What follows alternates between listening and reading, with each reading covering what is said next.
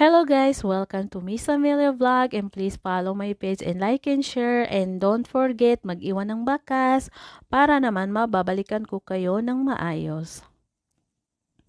For today video guys, ang topic natin sa mga taong kakilala natin na nangutang.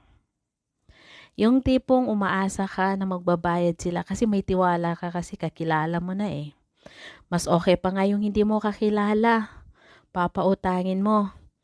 Nagbabayad silang maayos. Samantala yung kakilala mo ng matagal ng panahon, hindi marunong magbayad sa'yo. Yung tipong, mare, pare, pautang naman, may problema ako.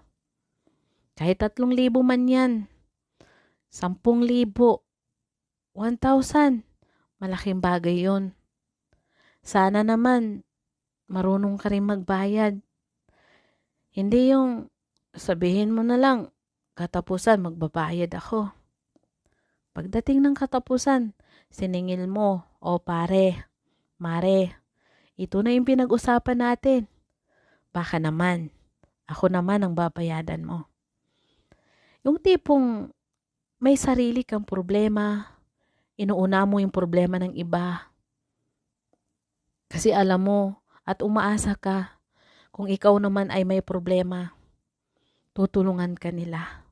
Pero hindi eh. Pera mo na nga yung sinisingil mo sa kanila. Sila pa yung galit. Sila pa yung matapang. Sila pa yung makapagsalita ng masakit, wagas. Sabi hindi makapaghintay.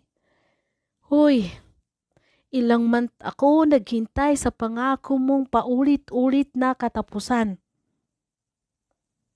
Na paulit-ulit mong sinasabi pagsahod mo.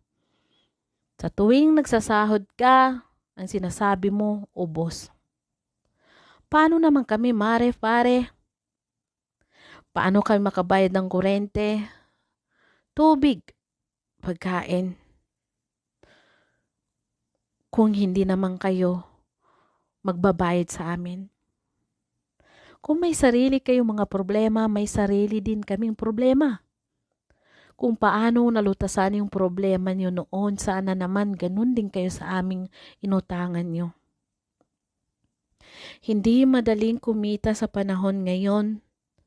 Hindi madali magtiwala, pero nagpapasalamat ka. Kasi ikaw yung pinagkatiwalaan sa pera na yun na kahit alam niya sa sarili niya na may problema din siya.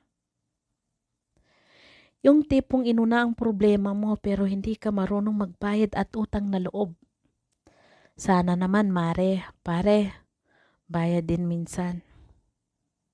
Kasi may problema din ako. Maraming salamat po. God bless po. Ingat palagi.